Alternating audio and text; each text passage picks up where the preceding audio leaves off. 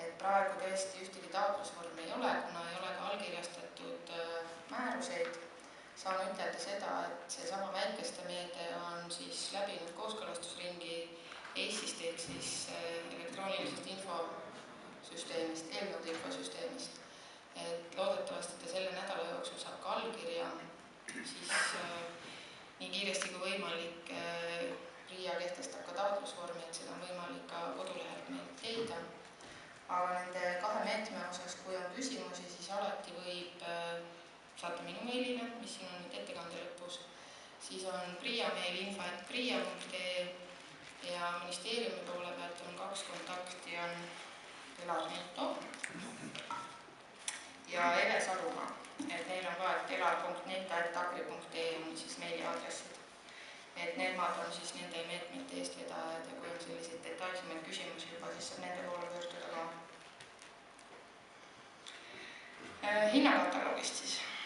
Et põhimõtteliselt hinnakataloog, eriti selle liitmeetme raames, hakkab asendama seda, et taotleja ei esita enam meile 3 hinnapakkumist.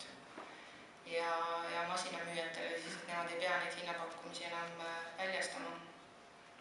Aga siin on üks erisus see, et kui siin liitmeetmes on kohustuslik, et ühtegi masinat ega seadet ei saagi taotlema tulla, kui seda ei ole kantud hinnakataloogi, siis on teine tingimus ka, kui see sama müügitulu, millest me siin ka tingimuste juures rääkisime, on üle 200 000, siis tegelikult ka see taotleja ei ole abikõlblik tulla taotlema masinaid ja seadmeid.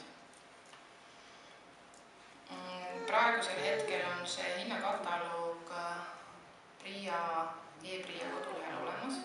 Hetkel saab sinna sisse vaadata küll ainult läbi ID-kaardiga logimise, aga veebruari alguseks üritame oma arendustega jõuda ka nii kaugele, et igaüks saab juba vaadata, et ei ole seda ID-kaardi nõuet seal vahepeal.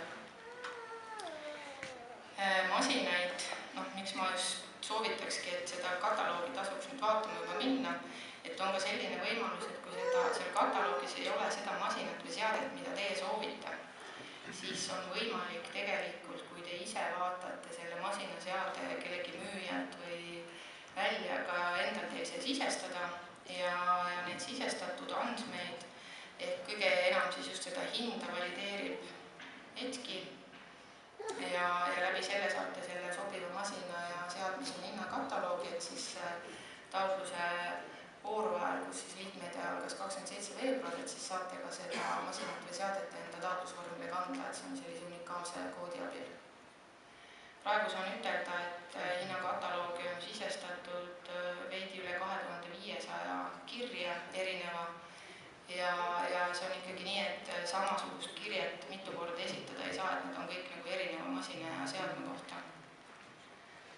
Ja meie statistika näitab, et võtta seda eelmist perioodi aluseks ja mida siis taotleti, siis meie arust nende kirjete arvu järgi vaadata, siis peaks enamus juba kaetud olema. Aga me ei ole nagu väga spetsiifiliselt sisse vaadanud, et kas tõesti see traktori mudel või see ader on nagu sisse kantud, mis eelmisel aastal väga tihti nagu, eelmisel perioodil väga tihti taotleti, aga arvu poolest on see igatahes nagu ületanud juba.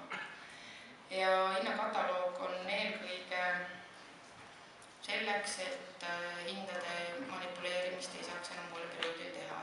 Puhtalt see hinnakataloogi nägemus, kuidas see on üles ehitatud, on Eestis üle võetud Ungarilt, kus on juba üle 10 aastas hinnakataloog selliselt töötanud.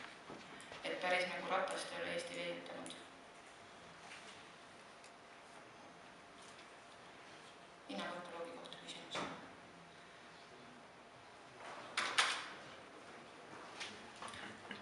Nüüd see küll hästi, et tegelikult see oligi viimane slaid.